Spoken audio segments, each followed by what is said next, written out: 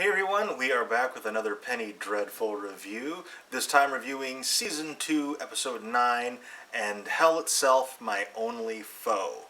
And of course, if you're not totally caught up on Penny Dreadful, you're going to want to skip this video because everything we say from this point forward is going to be a spoiler. Okay, the episode started off and it ratcheted up the tension right away because Ethan and Vanessa, they're still at the Cutwife's cottage, but they've got an intruder. Yeah, that moron decided to track down Ethan because he's bringing him back to his dad. And as soon as you see him, you're like, okay, well, he's gonna die. Yeah. And he does pretty quickly. It didn't take them much to put him down. Now, while I do appreciate, that the episode did start off with a lot of tension in that scene because, Ethan gets shackled and Vanessa stabbed and Vanessa jumps in and helps and the Pinkerton guy finally dies. We've been waiting for that all season. But there is a major plot hole in this scene, so much so that they actually point to it in dialogue. They made this big deal about not telling anybody except for Frankenstein where they're going, and the Pinkerton's like, well, how hard is it to track a gorgeous raven-haired woman and a 6-foot American? It's like the plot hole was so big, they were like, see? There it is. Weren't that hard to track. So that's my only problem with this entire episode. The rest of it, I thought it was absolutely fantastic. Yeah, I think I like that they pointed that out because it's almost like they weren't found because the witches didn't want to find them. Yeah. The witches are waiting for her to come to them. They don't really give a crap. They're just baiting her. And it was also kind of a hint that they're not quite as smart and clever as they think they are. Yeah, that too. They're not at the Cutwife's cottage for very much longer because Frankenstein rolls up in a carriage and he's like, you guys need to GTFO back to London because Sir Malcolm is in big, big trouble. Yeah. And I get the impression that they were at the cottage for less than a month because he had turned at the last full moon. And when they get back, that night is the full moon again. And, he's going to be turning. So they were at that cottage for less than a month. So they weren't even there for very long. So their little getaway didn't really last that long. No. And probably my favorite scene of the episode happens right after they get back to Sir Malcolm's mansion, and it's a moment between Ethan and Sembene. Thunder. So ominous, right? Sembene. I don't know if you heard that on there, but it was a little bit of foreboding there for Sembene. But they had this great moment where, Sembene, he confides in Ethan his past. We find out that he used to be a slave trader. And he's kind of accepted that about himself. He's accepted his inner monster and he's coping with it. And that's a theme throughout this episode, is kind of accepting yourself for who you are. And each character gets that moment. Sembene gets it first. Yeah. What sucked about this moment, though, is as soon as he explained his scars, I was like, oh no, Sembene's gonna die, isn't he? Yeah. It was kind of heavy foreshadowing because we've gone the entire series so far not knowing how he got those scars. And yeah, it was almost like as soon as you knew, you were like, oh no, they told us. Yeah. He's not safe. But it was a great moment. Yeah. It's probably my favorite scene. And like I said, it's this trend throughout this entire episode, this theme of coming to terms with yourself. Sembene has that moment. John Clare is getting there still. Yeah. Vanessa and Dr. Frankenstein have this thing together where, she acknowledges him, but he's still trying to acknowledge himself. And he gets, when he gets trapped at the end with in the same room as Sir Malcolm with the hallucinations, and he is confronted with the visions of his creations. Yeah.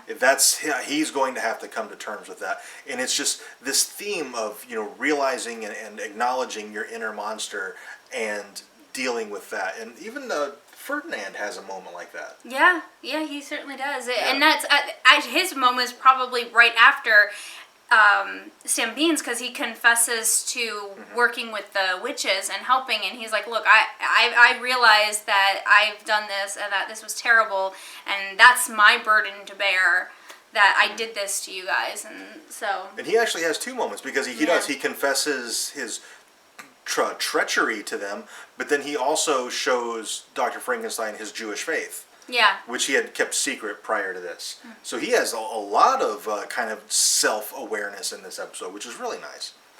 And they do this in a couple of ways, this theme of acknowledging yourself. They do it with mirrors a lot in this episode. Specifically, the scene I'm thinking of is when Hecate sneaks into the mansion and confronts Ethan.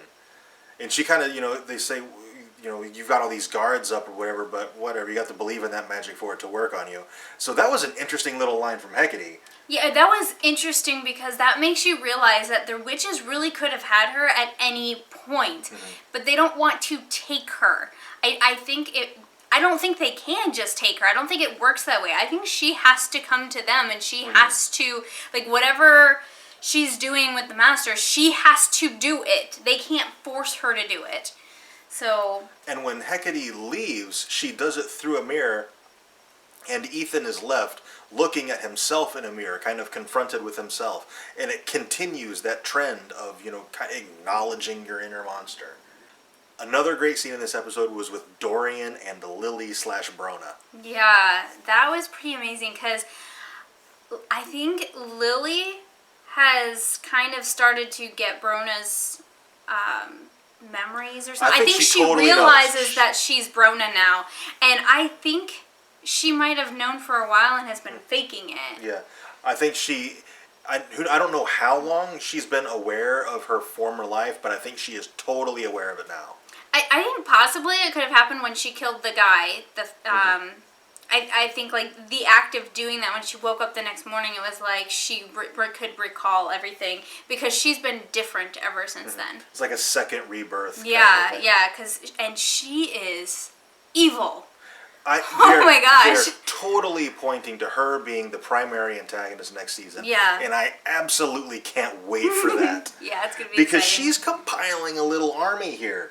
She makes Dorian totally submit to her. Yeah, and she figures out Dorian's game because she knows he's immortal. Yeah, she realizes that it's probably a combination of old memories and new memories, but she had TB and he didn't get it. And then, like, probably just interaction, he probably sounds a lot older than he is. He probably speaks and communicates on the level of somebody who's, 2 or 3 times his age. And she's put it all together and she realizes he's immortal. Now, I don't think she knows how he's immortal, but she does know because... Well, she tells him, she's like, show me your secret. And they don't actually show him taking her down to see the painting, but presumably he did. Yeah, I don't know, because she does want to see a secret. She bites half his ear off. Yeah. And then the next scene, he's got his ear back.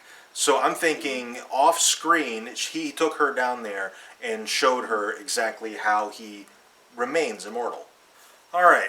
Poor John Clare. Yes. Oh my God. I feel so bad for him because I want him to finally see some kind of acknowledgement of his humanity at some point. And so far, Vanessa is the only person who does that.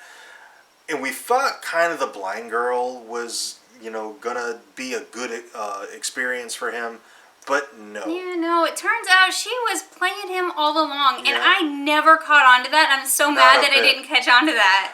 I'm actually kind of glad. I'm like, wow, they actually totally fooled me on that one, which, most of the time shows they can fool you, but not really. Yeah, not really. Like, just like Sunbeam, when he died at the end of this episode, I was like, oh, well, yeah, I mean, they just told the story of his scars. So, yeah, sometimes they can kind of fool you where you're like, oh, yeah, I wasn't really expecting that, but I totally see where it's... I don't recall her at all seeming devious. I thought she was actually a good person, and she's just as evil as her father. Yeah, maybe even more so. Yeah. Because she actually played on his weakness and his passions. She's like, and finally I don't have to talk to you about poetry anymore. And I'm like, oh, you bitch. Yeah. So he ends up in a cage, and this whole thing where he's in the cage and the whole family comes in and they're just looking at him and they're like, ha ha ha, we win. I kept expecting him to kick that cage in because he punched through his younger brother, whose name just went. The younger monster. The younger monster. He punched right through him. And we know from Lily Brona, that the creatures have superhuman strength. So I was just expecting him to kick that freaking cage door down. I was too, but then I was like, maybe they're not that strong. Like, he's strong, but maybe he knows I can't take this door out, and I don't want them aware of my strength. So maybe he's just gonna kind of bide his time. Maybe. Yeah. Or perhaps he is kind of like, well, I am a monster. This is where I belong. At least I can't hurt anybody here. Like, maybe he's being self-deprecating and kind of beating himself up and being like, no, you know what? They're right. This is where I belong. I deserve this. Like, maybe he's just in self-pity mode. I really hope that John Clare doesn't spend the entire off-season in the cage. I want him to get out in the finale. Yeah. I don't want to be left in the entire hiatus with John Clare in the cage. Yeah. No, I agree. I agree. and being trapped is kind of a theme in this episode as well. I mean, John Clare gets literally thrown in a cage. Sir Malcolm's trapped in his Sir memories. Malcolm and then Frankenstein, Dr. Frankenstein both. Ethan is trying to get through. Well, Sambine's trapped in death. Well, Ethan and Sambine get trapped in the stairway. Yeah, and Sambine, eventually gets eaten by werewolf Ethan, and Ethan has to get through that door. And so I'm envisioning this moment in the finale where werewolf Ethan gets through this door, and he's confronted by, Mrs. Poole and Vanessa, and he's got to basically choose one, and he goes after Mrs. Poole. And I think it's going to be iffy. Like, he's not just going to go look between the two and choose Mrs. Poole. I think it's going to be a struggle, because I think that's why Hecate went and visited him, was to make it a struggle. I think they kind of knew that he was going to come into play, and they needed to plant the seed of, well, maybe you want to be on our side. And that scene is really, it's thrown a lot of doubt for me onto Ethan, because she says, well, they're reading it wrong. You're the Hound of God, but not the Galilean God. You're the wolf of Lucifer. And she's like, do you agree, or whatever she says? And he's like, yes. And so I'm like, wow, okay, maybe Ethan is not as loyal to Vanessa as it seems. But then later on in the episode, I'm like, he totally is. So that moment, it's thrown a lot of shadow on Ethan's character. Yeah. But I think he's going to come through. I think it'll clear up in the finale. Yeah, definitely. We were both, okay, so let's go back to Ethan turning into the werewolf in the stairwell. We were both a little disappointed that Ethan wasn't able to just bust out the door and not attack Sambine. Like, my thought was, well, if he's concentrating on the door and getting out, maybe when he turns, the first thing he's going to do is he's going to be like, oh, door, I need out, because that's what he was thinking prior. Yeah. Or that somehow, that now he's aware, he would at least try to control himself when he's a werewolf. And so I was a little disappointed that he wasn't able to do that, and that Sambine died. But, like we said, it wasn't like it was out of the blue. It wasn't a shock at all, but it is. I mean, Sambine, throughout this season, he was becoming one of my favorite characters, and it's really sad to see him go. Yeah, we definitely didn't want him to go, so that is sad. And it would be irresponsible not to talk about Vanessa that much, since she is basically the main character in the show. And Vanessa in this episode makes the same exact mistakes that Sir Malcolm made in the last episode. Yeah. When she runs off half-cocked on her own to the witch's mansion. I really was disappointed in Vanessa, because I was like, I understand why she left immediately and went to the witch's house. It was because she assumed that if she just left and didn't take them, then none of them were going to come and get hurt. But, I mean, come on, Vanessa. When Sir Malcolm did that, they went and got you, and then you all were making plans to go. So, connect the dots. If you go, they're still going to come after you. So, that didn't really make a whole lot of sense. But we are almost immediately, as soon as she gets there, introduced to her fetish doll, which kind of makes it, maybe it wasn't really her choice. Like, maybe the witches have been setting this up from the get-go. Yeah. They wanted them to come that night because it's the full moon. They wanted Ethan as a wolf. So, you know, this all might be part of their plan. Like, the whole time I'm watching, I kept thinking the witches have totally staged this entire thing. They staged every single moment of just this. to orchestrate this Yeah, scenario. they orchestrated the whole thing with Ethan coming and becoming a wolf, and you know, Dr. Frankenstein going in with Sir Malcolm, Franklin giving them up to, like, the whole thing. The whole time I was like, I think the witches orchestrated this entire thing, and that this is playing out exactly how they wanted it to. So the finale is going to be absolutely off the chain. There is so much stuff for them to resolve.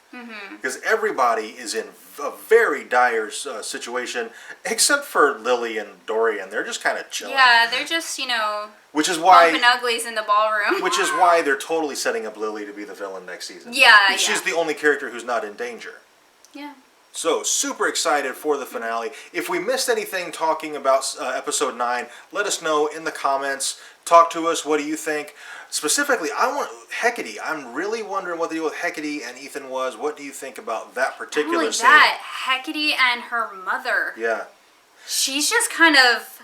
Is Hecate going to make it through the finale? You think we're going to see her again next season? I think we might. Because they're pulling her apart out of all of them, and she's kind of standing out. I think Hecate might make it through until next season. Maybe. And don't forget to like and subscribe, and on Fridays we do a topic of the week video. So we always need topics for these, so if you have a suggestion, put it in the comments below, and we will choose one for our video on Friday. Thank you very much for watching. We'll see you next time.